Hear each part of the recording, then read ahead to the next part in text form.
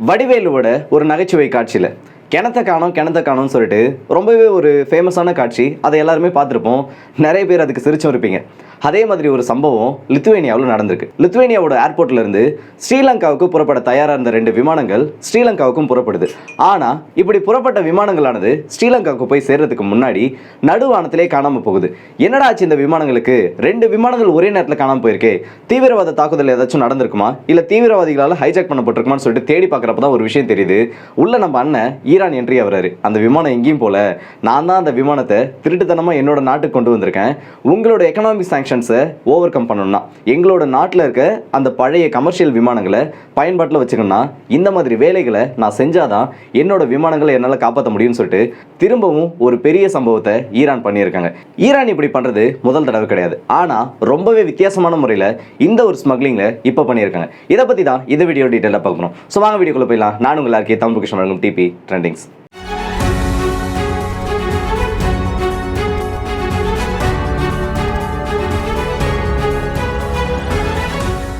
Smuggle பண்ணப்பட்ட இந்த 2 A340 விமானங்களும் மக்காய் இன்வெஸ்ட்ங்கிற ஒரு கம்பெனிக்கு சொந்தமானது தான்.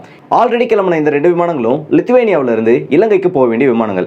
ஆக்சுவலாக எல்லா ப்ரோட்டோகால்ஸும் முடிஞ்சு ரோட்டின் வகையில் தான் இந்த விமானங்கள் அந்த போர்ட்டை விட்டு கிளம்புறதுக்கு தயாராகுது. சரியாக சொல்லணும்னா கடந்த பிப்ரவரி மாதத்தில் இந்த ஒரு சம்பவமானது நடந்திருக்கு. இந்த விமானங்கள் 2 கிளம்பினதுக்கப்புறம் லித்துவேனியாவோட ஏர்ஸ்பேஸ்லேருந்து இன்டர்நேஷனல் ஏர்ஸ்பேஸை பயன்படுத்தி நேவிகேட் ஆகிட்டு போயிட்டு இருக்கப்போ ஈரானுக்கு பக்கத்தில் போகிறப்போ இந்த விமானங்களோட டிரான்ஸ்பாண்டர்ன்றது ஆஃப் செய்யப்படுது. இந்த டிரான்ஸ்பாண்டர் ஆஃப் செய்யப்பட்டதுக்கு அப்புறமா ரேடாரோட கண்காணிப்புல இருந்து இந்த விமானமானது மறையுது. உடனடியே பதறி போன லித்துவேனியா அதிகாரிகளும் பக்கத்து நாடுகளில் இருக்க அதிகாரிகளும் உடனடியாக இந்த விமானத்தை தேடுறதுக்கான அந்த ஒரு அறிவிப்புகளை வெளியிடுறாங்க. ஆனா அடுத்த ஒரு சில நிமிஷங்களே இந்த விமானமானது ஈரானோட ஏர்ஸ்பேஸ்க்கு பக்கத்தில் போறப்போ இது ரேடாரோட கண்கள்ல இருந்து மறையுது.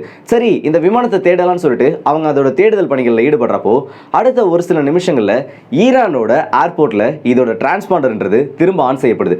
அப்பதான் ஒரு விஷயம் இவங்களுக்கு தெளிவா புரியுது. இந்த விமானம் காணாமலாம் போகல, இந்த விமானத்தை இல்லீகலா ஈரான் ஸ்மகிள் பண்ணி கொண்டு போயிருக்காங்கன்னு சொல்லிட்டு.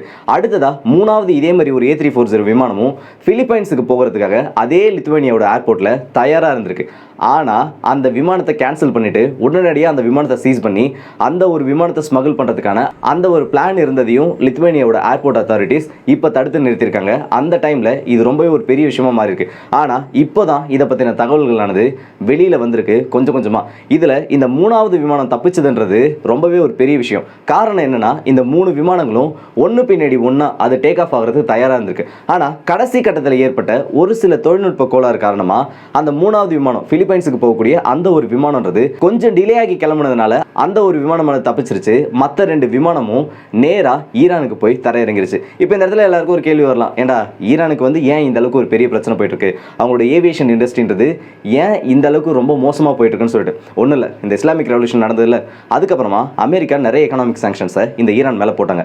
அதில் முக்கியமான ஒரு சாங்ஷன் என்னன்னா, இந்த சிவிலியன் ஏவியேஷன் இண்டஸ்ட்ரியை பொறுத்த வரைக்கும் மினிமம் 10% ஏதாச்சும் ஒரு விமானத்தில் அமெரிக்காவோட ஸ்பேர்ஸ் இருந்துச்சுன்னா அந்த விமானங்களையோ இல்லை அது சம்மந்தப்பட்ட பொருட்களையோ ஈரானுக்கு யாரும் விற்கக்கூடாது. அப்படி விற்றாங்க இல்லை ஈரானுக்கு இதை கொடுத்து உதவி பண்ணாங்கன்னா அவங்க மேலே இதுக்கான கேஸ் ஆனது, இதுக்கான சாங்ஷன்ஸ் ஆனது பாயும். அதுதான் இந்த ஒரு குறிப்பிட்ட சாங்ஷன்ஸ் அமெரிக்கா ஈரான் மேலே போட்டுக்கிறது. மினிமம் 10%ன்றப்போ அதை தாண்டி எந்த ஒரு விமானத்தையும் எந்த ஒரு நாட்டாலையும் கொடுக்க முடியாது. இப்போ ரஷ்யாவோட விமானங்களே கொடுக்குறாங்கனாலும் ரஷ்யாவோட விமானங்களை ஒரு சில வெஸ்டர்ன் கண்ட்ரிஸ் அமெரிக்காவோட பார்ட்னர்ஸாக இருக்க அந்த கண்ட்ரிஸோட ஸ்பேர்ஸ் அதில் பயன்படுத்தியிருப்பாங்க. ரஷ்யாவாலேயே இந்த ஒரு விதத்தில் ஈரானுக்கு உதவ முடியாமல் போச்சு. ரொம்பவே மோசமான ஒரு சாங்ஷனும் சொல்லலாம். ஆவரேஜாக ஒரு விமானத்தோட லைஃப் ஸ்பேன்ன்றது 14 to 20 வருஷங்கள் வரைக்கும் அதோட சர்வீஸ் ஏஜ் எல்லாத்தையும் பொறுத்து மாறுபடும். ஆனா இப்ப ஈரானோட விமானப்படையில அந்த சிவிலியன் ஏவியேஷன் இண்டஸ்ட்ரீஸ்ல இருக்க அந்த விமானங்களோட சராசரி ஆயுட்காலம்ன்றது 28 வருஷமா ஓடிக்கிட்டு இருக்கு.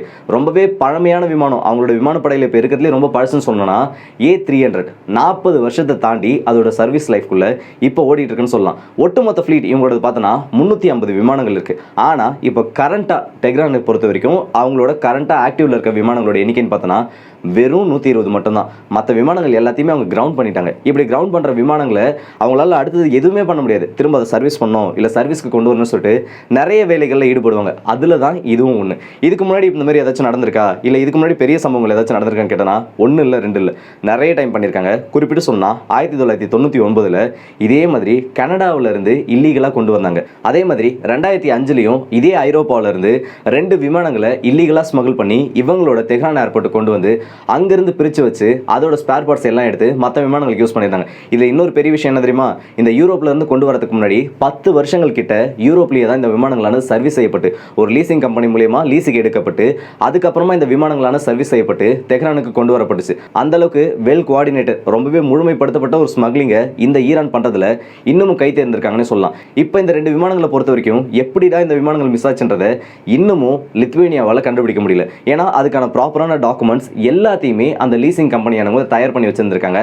ஆனால் அதுக்கு முன்னாடி இல்லீகல் டிரான்சாக்ஷன்ஸ் மூலயமா இந்த ஈரான் கிட்ட இருந்து அதிகப்படியான மில்லியன் கணக்கிலான பணத்தை வாங்கிக்கிட்டு இந்த 3 விமானங்களையும் கொடுக்கறதுக்கான அந்த ஒரு ஒப்பந்தத்தில் இந்த லீசிங் கம்பெனியானது கையெழுத்திட்டு இருக்கு. இப்போ அவங்க என்ன சொல்லிட்டாங்கன்னா, எங்களுக்கு இதுக்கு எந்த சம்மந்தமும் இல்லை, எங்களோட ஏர்லைன்ஸை ஈரான் ஸ்மகிள் பண்ணி கொண்டு போகல, கிட்னாப் பண்ணி கொண்டு போயிட்டாங்கன்னு சொல்லிட்டு அவங்க இந்த பிரச்சனையை விட்டு ஈஸியாக வெளியில் போயிட்டாங்க. சரி, இதை வச்சு ஈரானுக்கு ஏதாச்சும் பெரிய ப்ரெஷரை கொடுத்துட முடியுமா, ஈரானை ஏதாச்சும் ஒரு பெரிய விஷயத்தில் ஏதாச்சும் லாக் பண்ணிட முடியுமான்னு கேட்டனா ஒன்றுமே பண்ண முடியாது. அவங்களை பொறுத்த வரைக்கும் கமர்ஷியல் ஏர்லைன்ஸ் அவங்களோட ஃப்ளீட்டை ரெடி பண்ணி வச்சுக்கிறதுக்கு இதை விட்டு அவங்களுக்கு வேறு வழியே இல்லை.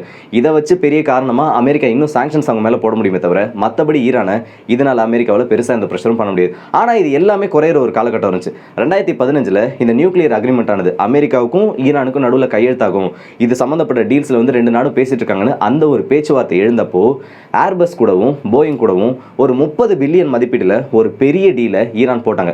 அதன்படி 30 கமர்ஷியல் விமானங்களானது ஏர்பஸ் கிட்ட இருந்தும் போயிங் கிட்ட இருந்து 3 பில்லியன் மதிப்பிலான அந்த விமானங்களையும் வாங்குறதுன்னு சொல்லிட்டு ஒரு பெரிய டீலை ஈரான் போட்டிருந்தாங்க. அப்போ ஈரான் என்ன நினைச்சிருந்தாங்கன்னா, பரவாயில்ல, இதுக்கப்புறம் ஈரானுக்கு இருக்க எல்லா பிரச்சனைகளுமே முடிஞ்சிடும், இதுக்கப்புறம் நம்மளோட கமர்ஷியல் விமானங்களோட ஃப்ளீட்டை நம்ம அதிகப்படுத்திட்டே போகலாம், கண்டிப்பாக நம்மளோட விமானப்படையை இதுக்கப்புறம் நம்மளால ப்ராப்பராக மெயின்டைன் பண்ண முடியும்னு சொல்லிட்டு ஒரு பெரிய கனவுல இருந்தாங்க. ஆனால் அது ரொம்ப நாளைக்கு நீடிக்கல.